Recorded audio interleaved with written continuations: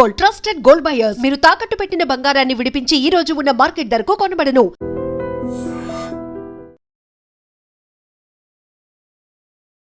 Hi hello నమస్తే, welcome back to our channel. నేను మీ వైషు. ప్రత్యూష కేసులో ఫైనల్గా సుప్రీంకోర్టు ఒక తీర్పునిచ్చింది. 2 సంవత్సరాల జైలు శిక్షకి సిద్ధార్థ్ రెడ్డి అనే వ్యక్తి వెళ్లాల్సిందే, 4 వారాల్లో లొంగిపోవాల్సిందిగా అని చెప్పేసి 2002 నుంచి ఇప్పటి వరకు పోరాడాను. ఈ సుప్రీంకోర్టు తీర్పుతో నేను ఇంకా హ్యాపీగా లేను అని చెప్పేసి ప్రత్యూష తల్లి మాట్లాడుతున్నారు. ఈ విషయం గురించి మాట్లాడడానికి ఈరోజు నాతో పాటు సోషల్ యాక్టివిస్ట్ కృష్ణకుమారి గారు ఉన్నారు. మేడంతో మాట్లాడదాం. హలో మ్యామ్, నమస్తే. నమస్తే. ఎలా ఉన్నారు? సో 2002లో వాళ్ళిద్దరు ప్రేమించుకోవడం, ఆవిడకి అప్పుడే పీక్ కెరీర్లో అలా సాగుతూ ఉంది. సినిమాకి ఏదో వెళ్ళాలని చెప్పేసి ఫేషియల్కి వెళ్తా అని చెప్పి ఆవిడ పార్లర్కి వెళ్ళడం, అక్కడి నుంచి సిద్ధార్థ్ రెడ్డి వచ్చి తీసుకెళ్ళడం. అసలు ఆ రోజు లాస్ట్ కాల్ నాకు, అదేం సినిమా, తేజ గారి సినిమా జయం సినిమాలో ఛాన్స్ వచ్చిందమ్మా అని చెప్పేసి ఆవిడ లాస్ట్ కాల్ ఆవిడకి చేసిందంట. అదే లాస్ట్, ఇంకా ఇంటికి రాలేదు. వాళ్ళిద్దరూ విషయం తీసుకున్నారు. సిద్ధార్థ్ రెడ్డి బతికిపోయాడు, నాకు కూతురు చచ్చిపోయింది అని చెప్పేసి అప్పుడు కేసు ఇది. అప్పటి నుంచి పోరాడుతూనే ఉన్నారు. ఇప్పుడు సుప్రీంకోర్టు 2 సంవత్సరాలకి లొంగిపోవడం, ముందు 5 సంవత్సరాలని ఇచ్చారు. అప్పుడు 5 సంవత్సరాలు కాదని మళ్ళీ ఆయన హైకోర్టుకి వెళ్తే హైకోర్టు 2 సంవత్సరాలు ఉంది. ఇప్పుడు సుప్రీంకోర్టు కూడా ఆ 2 సంవత్సరాలకే ఓకే అనింది. ఈ కేసు ఇప్పుడు ఆవిడ మాట్లాడుతూ నేను ఇప్పటికీ హ్యాపీగా లేను సుప్రీంకోర్టు ఇచ్చిన తీర్పుతో అని అంటుంది. దీంట్లో ఎవరిది తప్పుగా చూస్తాము? ఇన్ని సంవత్సరాలు పోరాటం చేసిన తర్వాత కూడా ప్రత్యూషకు న్యాయం జరిగిందంటారా లేదంటారా? ఇప్పుడు మొదటగా మనం మాట్లాడుకోవాల్సింది, ఆ తల్లి ఎన్ని సంవత్సరాల నుంచి పోరాడింది, ఏ ప్రలోభాలకి లొంగకుండా. ఆ అమ్మాయి ఎంతమంది ఇబ్బంది పెట్టిన ఆగకుండా ఆ అమ్మాయి, ఆమె సరోజినీదేవి పోరాటం చేసింది. దానికి మనం ఖచ్చితంగా ఆవిడకి అభినందనలు తెలియజేయాల్సిందే. ఇకపోతే ఈ తీర్పు పట్ల ఆవిడే కాదండి, ఎవ్వరూ సంతోషంగా లేరు. ఓకే, ఇది తీర్పు కాదు నా దృష్టిలో. ఎందుకనంటే 24 సంవత్సరాల ఒక కేసు శిక్ష పడటానికి, నేరం జరిగిందని ఒప్పించడానికి 24 సంవత్సరాలు కావాలా? అంటే నేరం జరగలేదనా, లేకపోతే దానికి తగ్గ సాక్ష్యాధారాలు లేవనా? ఏం లేవని 24 ఏళ్ళు పట్టింది. 24 ఏళ్లలో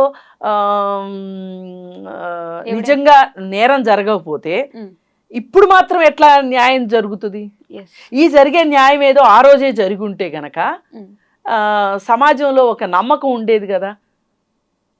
ఏది తప్పుకి శిక్ష పడుతుంది అనే ఇది ఉండేది కదా. ఎవరన్నా అలా తప్పు చెయ్యాలి అనుకుంటే వాళ్ళకు ఒక భయం అనేది ఉండేది కదా. భయమో భక్తో ఏదో ఒకటి ఉండేది కదా.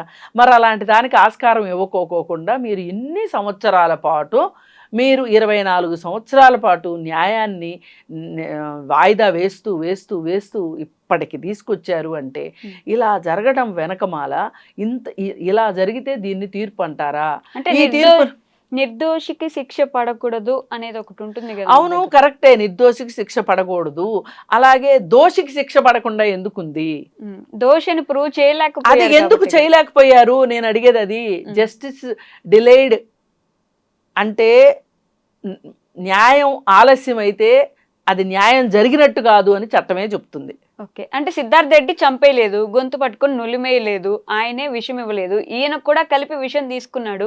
మరి సిద్ధార్థ్ రెడ్డి తప్పు మాత్రం ఎలా అవుతుంది అది అనేది ప్రశ్న. ఇప్పుడు అక్కడ మనం కలిసి బతకలేం కాబట్టి కలిసి చచ్చిపోదాము అని చెప్పి ఈ అమ్మాయిని చనిపోవటానికి ప్రేరేపించాడు అతను. చనిపోవటానికి ప్రేరేపించితే కూడా నేరమే. ఆ నేరం ప్రకారమే ఇతను ఇప్పుడు శిక్ష పడింది ఇతనికి. దానికి 24 సంవత్సరాలు పట్టింది. అదే కదా నేను అడిగేది. 24 సంవత్సరాలు. ఈ లోపు బోలెడు మంది లాయర్లు, ఆ లాయర్లకి డబ్బులు ఖర్చు పెట్టటాలు, 24 సంవత్సరాల పాటు కోర్టుల చుట్టూ తిరగటాలు, ఇవన్నీ చేసే బదులు ఆ రోజే గనక మా అమ్మ నాన్న ఒప్పుకున్నా ఒప్పుకోకపోయినా నేను ఈ అమ్మాయిని ప్రేమించాను కాబట్టి ఈ అమ్మాయితోనే నేను నా జీవితాన్ని కొనసాగిస్తాను అనే ఒక మనస్తత్వం కనుక సిద్ధార్థ రెడ్డికి ఉన్నట్లయితే గనక అసలు ప్రత్యూష చనిపోయేది కాదు కదా. ఆ కోణంలో ఎందుకు ఆలోచించం మనం? ఎందుకు ప్రేమించడానికి నీకు అమ్మాయి కావాలి కానీ పెళ్లి చేసుకోవడానికి నీ తల్లిదండ్రులు చూసిన అమ్మాయే కావాలా? ఒక అమ్మాయి లవర్గా నీకు నీ తల్లిదండ్రులు చూసిన అమ్మాయి కావాలంటే అమ్మాయిని వదిలేయచ్చు కదా. ఆ అమ్మాయిని తీసుకెళ్ళి అమ్మాయిని ఎందుకు చంపే, ఇద్దరం కలిసి చచ్చిపోదాం అనుకోవడం? అదే కదా మరి, అదే కదా. అసలు నీకు ఆ అమ్మాయిని పోని నేను నిన్ను పెళ్లి చేసుకోలేకపోతున్నాను, మన ఇద్దరం కలిసి బతకలేము, నీ బతుకు నువ్వు బతుకు, నా బతుకు నేను బతుకుతాను అనొచ్చు కదా. ఎందుకు నీకు ప్రేమించేటప్పుడు ఆ అమ్మాయి సినిమా యాక్టర్ కాకపోవచ్చు పరిచయం ఉన్నప్పుడు, తర్వాత సినిమా యాక్టర్ అయిన తర్వాతే నువ్వు ప్రేమించావు కదా. నీ తల్లిదండ్రులు నీకు కారు ఇవ్వనన్నానో, నీకు ఫోన్ లాగేసుకున్నారనో, లేకపోతే నీకు మన ఇంట్లో చోటు లేదన్నారనో, నీకు ఇంట్లో చోటు లేదు, నీకు ఆస్తి ఇవ్వం అనేసరికి నువ్వు బెంబేలు ఎత్తిపోయి నువ్వు ఆ అమ్మాయిని వదులుకుంటానికి సిద్ధపడ్డావా? ఈ మాత్రానికి ప్రేమించడం దేనికి? ఆ అమ్మాయిని వదులుకోవడం ఏంటి, ఇద్దరు కలిసి చచ్చిపోదాం అనుకున్నారు కదా. అసలు ఫస్ట్ అయితే వదులుకుందాం అనుకున్నావు కదా నువ్వు. వదులుకుందాం అనుకోబట్టే కదా చావటానికి సిద్ధపడ్డారు. అసలు అలా ఎందుకు? ఆ ఇంజనీరింగ్ ఏదో కంప్లీట్ చేసి నీకు నచ్చిన ఉద్యోగం ఏదో నువ్వు చేసుకుంటే ఆమెకు నచ్చిన ఏదో ఆమె చేసుకుంటా ఉంటే ఏమి ఇద్దరు కలిసి ఉండటానికి జూబ్లీ హిల్స్లో బంగ్లానే కావాలా, లేకపోతే పెద్ద పెద్ద కార్లే కావాలా, బ్యాంక్ బ్యాలెన్స్లు కావాలా, ఆస్తులు కావాలా ఇద్దరు మనుషులు కలిసి బతుకుంటానికి? ఇవన్నీ ఒక చర్చకి రావాలి అంటే ఇప్పుడు ఇచ్చిన తీర్పు ఏదో ఒక 2 ఏళ్లలోనో 3 ఏళ్లలోనో ఇచ్చున్నట్లయితే గనక ఇది సమాజంలో ఒక చర్చ జరిగి ఉండేది. నేర్చుకోవాల్సిన వాళ్ళు నేర్చుకునేవాళ్ళు. అంటే వయసు వరుస ఆ అబ్బాయి జీవితం కూడా నాశనం అయింది కదా ఇన్ని సంవత్సరాలు. ఏమి నాశనం అయింది? శుభ్రంగా పెళ్లి చేసుకున్నాడు, 2 పిల్లలుగా అన్నాడు. అతని ఆస్తులు అతనికే ఉన్నాయి, అతని అమ్మా నాన్న అతనికే ఉన్నారు, అతని అంతస్తు అతనికే ఉంది, అతని వ్యాపారాలు అతనికే ఉన్నాయి. అతనికి ఏమైందండి? పేర్లు సరోజినీ దేవికే ఏం పేరండి? అంత పేరు పోయే కాడికి పేరు పోయే పని మీరేగా చేసుకున్నారు, ఆ తల్లిదండ్రేగా చేశారు. అంటే అటు సైడ్ వాళ్ళకి ఏం లాస్ రాలేదు, ఏం లాస్ అయిందంతా సరోజినీ దేవికే. మరి ఆమెకు కూతురు లేకుండా పోయింది కదా. ఇప్పుడు మొన్న అమెరికాలో ఒక రోడ్డు యాక్సిడెంట్లో ఒక అమ్మాయి చనిపోతే 262 కోట్లు పరిహారం ఇచ్చారు. 262 కోట్లు ఇచ్చినంత మాత్రం వాళ్ళ అమ్మాయి వాళ్ళ ఇంటికి తిరిగి వచ్చేసిందా? రాలేదు కదా. ఒక అమ్మాయి ప్రాణానికి అక్కడ విలువ కట్టారు కదా. ఏది మన దేశంలో ఆ విలువ ఏది? అసలు ఒక మనిషి ప్రాణానికి విలువేది? అంటే ఇప్పుడు ఏం ప్రత్యూష ప్రాణానికి విలువ లేదా?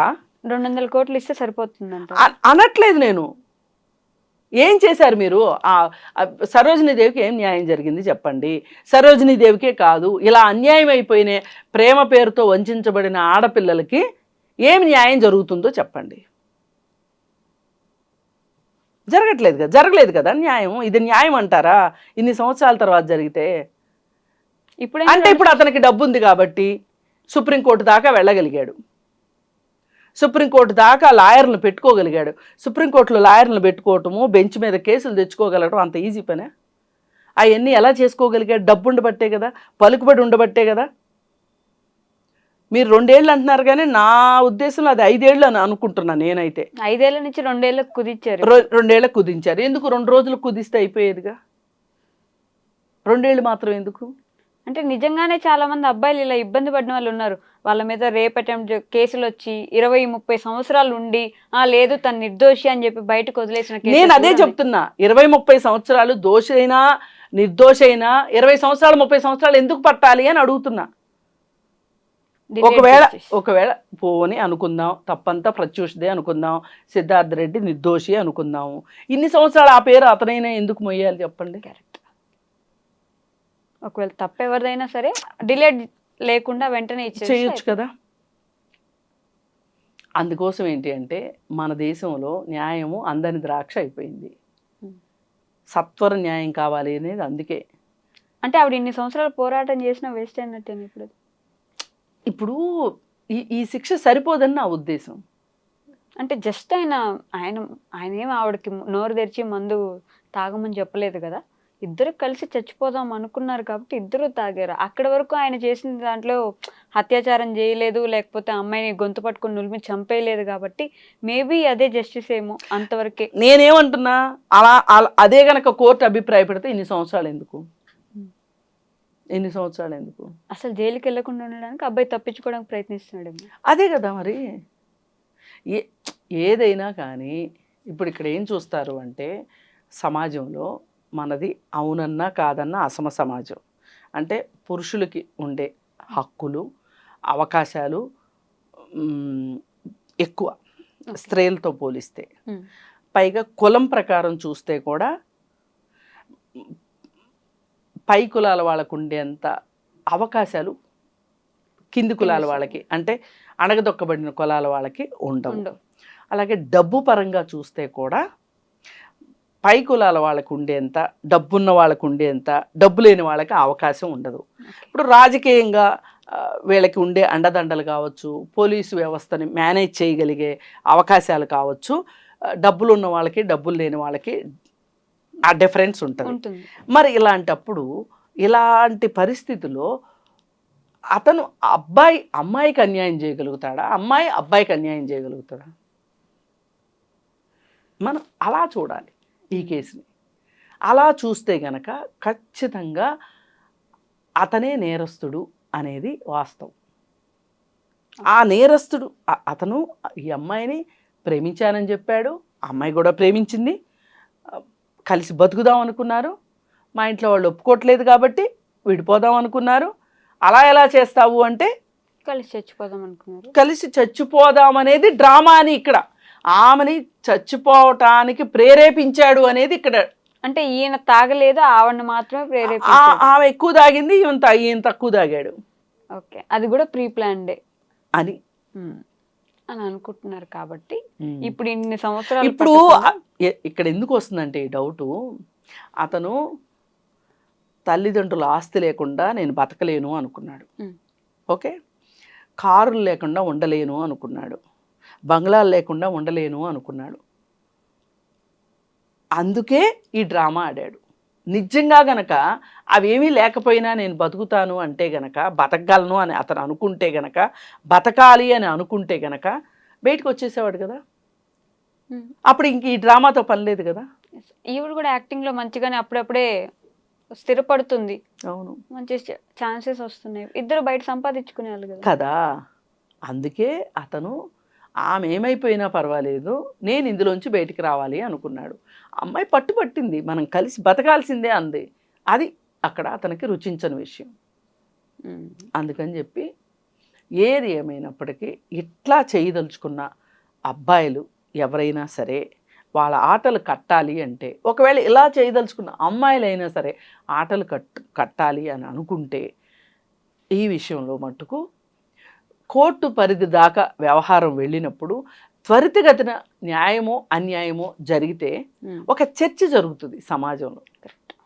అది ఇక్కడ ఏమీ ఉపయోగం లేదు. ఇవాళ ఏం ఉపయోగం ఉంది చెప్పండి, ఎవరికి గుర్తు కూడా ఉండదు. అది సంగతి. అందుకని ఏంటి అంటే ఈలోపు ఎంతోమంది అమ్మాయిలు అన్యాయం అయిపోయి ఉంటారు. ఈలోపు ఇలాంటి కేసులు చాలానే జరుగుంటాయి.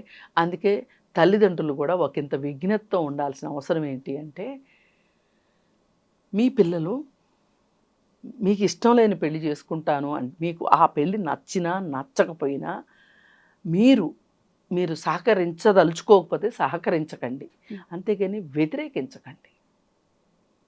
వాళ్ళ బతుకు వాళ్ళని బతకనివ్వండి. ఒకవేళ వాళ్ళు బతకలేక మేము మోసపోయామనో నష్టపోయామనో వస్తే మీరు ఎలాగో పెద్ద దిక్కున్నారు. అంతేగాని మీ నిర్ణయాలే వాళ్ళకి శిరాధార్యం అవ్వాలి అని అనుకునే మొండి పట్టుదలలోకి వెళ్లకుండా ఉన్నట్లయితే ఇవాళ అసలు ఈ 24 సంవత్సరాల వ్యవహారం జరిగి ఉండేది కాదు. కరెక్ట్. ఇలాంటి కేసులు ఇంకా ముందు రాకుండా ఉండాలంటే పేరెంట్స్ కూడా ఆలోచించాలి. పేరెంట్స్ కూడా కనువిప్పిది, అలాగే అబ్బాయిలకు కూడా కనువిప్పిది. ఏంటి, అవన్నీ ఉంటేనే జీవితమా?